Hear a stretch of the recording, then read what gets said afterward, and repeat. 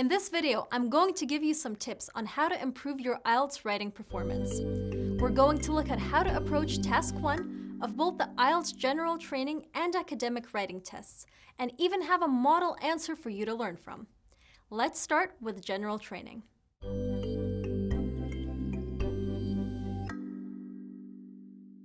Task 1 of the IELTS General Training Writing Test involves writing either a formal or informal letter according to the instructions given in the task question. Let's take a look at the informal letter, which is generally written for a close friend or family member. This question is typical of the informal letter task in the first part of the IELTS General Training Test. You should spend about 20 minutes on this task. You should write at least 150 words. So, you have just been offered a place on a short training course in a small seaside town where a friend of yours is living. Write a letter to your friend. In your letter, number 1, greet your friend and tell him or her the good news about the course. Number 2, ask your friend about life in a seaside town. Number 3, arrange a time to visit your friend before you start the course. So, let's see what a model answer that would achieve a band score of 8 to 9 would look like. Dear Henry, how are you? I hope you're doing well. I have some exciting news. I've just been accepted on the hotel management training course run by your local college. It's a 3-month course which involves visiting the tourist sites in your area. That's great, of course, but what I'm most excited about is being able to spend some time with you exploring your town. I've never lived in a seaside town before, so I'm keen to find out what life is like there. I imagine the people are really friendly. But what about entertainment? What kind of things do you most like to do around town? And are there any interesting places to visit nearby? One thing's for sure, I love seafood, so I'll be spending a lot of time in the local restaurants. The only problem is, I'm so excited I can't wait to come visit you before the course starts in September. I know you usually take your holidays in July, but you might be planning to go away then. If that's the case, could you let me know of another time we can get together? Really looking forward to hearing from you. It's very important to recognize that points 1, 2, and 3 define the structure of your letter. In other words, you should write one paragraph for the subject mentioned in each bullet point and try not to mix the subjects up. Keep them separate. The paragraphs should also be roughly the same length as one another. Number 1. Greet your friend and tell him or her the good news about the course. Number 2. Ask your friend about life in a seaside town. Number 3. Arrange a time to visit your friend before you start the course. So, in paragraph 1, you need to do 3 things. Say hello to your friend.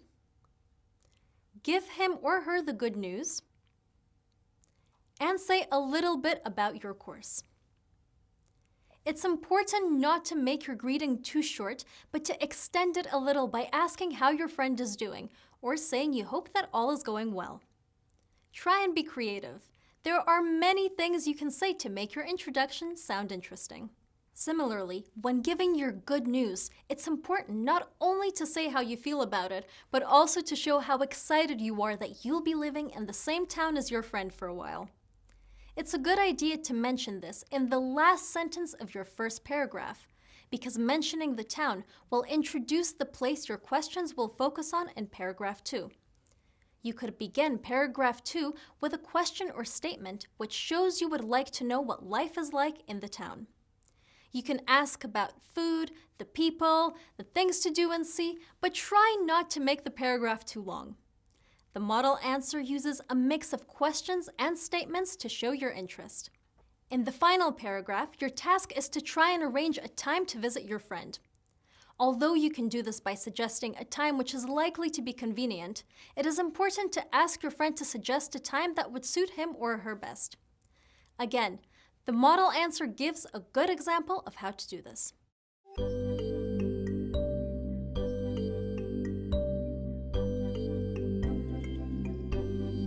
Now, let's take a look at the academic writing task. To achieve a good band score in Task 1 of the IELTS academic writing task, you'll need to give a good introduction and overview of a graph, map, chart, process, or diagram. Giving an overview is particularly important. If you don't provide an overview, your score will not rise above a band 5 under the criteria of task achievement.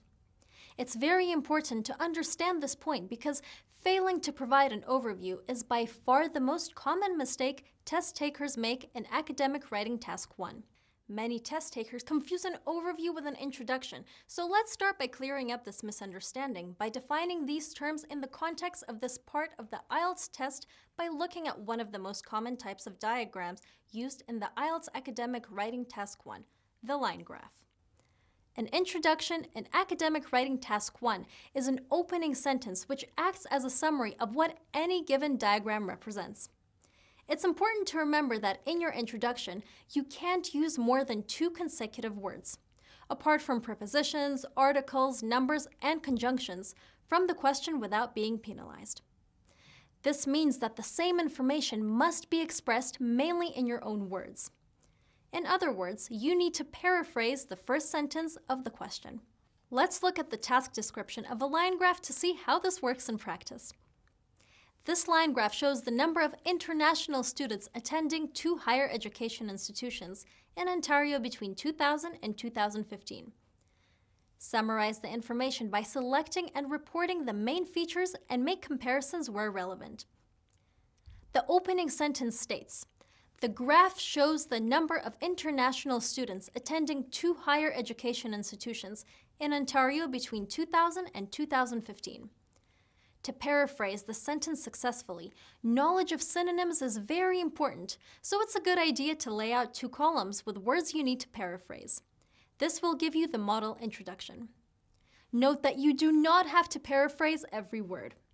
You only have to make sure you do not repeat more than 2 main words, i.e., nouns, adjectives, or verbs in the same sequence as the question. So here, it is perfectly okay to write international students, just as it appears in the question. It should now be clear that the job of the introduction is to show what any diagram, in our case, a line graph, represents.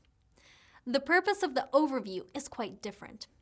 The job of the overview is to describe in 1, occasionally 2 sentences, the main trends or features of our graph. It should not go into any great detail, but you should emphasize the overall message the graph is telling us. So, how do you do this?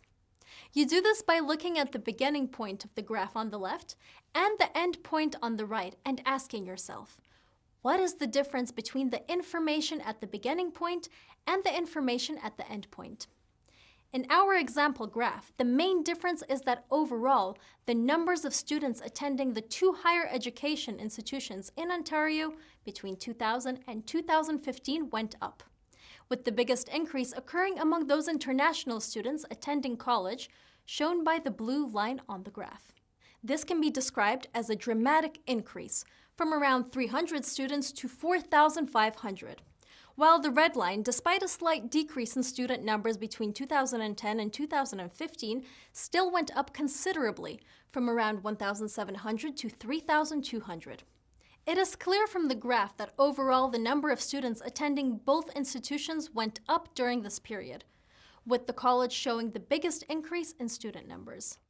Of course, other graphs may well be giving us a different message. For example, another graph may show very little difference between its beginning and end points, or its end points may show a decrease overall rather than an increase. However, the principle is the same and the overall message of your overview will be defined by looking at the beginning and end points of any particular line graph to see what changes, if any, have taken place overall.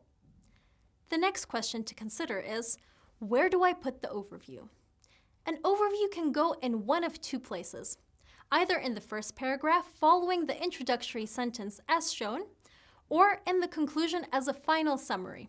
The choice is yours. The only thing you have to remember is to include it in at least one of these 2 places. So, there you have it, tips that will help improve your IELTS writing score. Try putting these tips into practice every day, and visit takeielts.org/prepare to find more prep material for your IELTS test.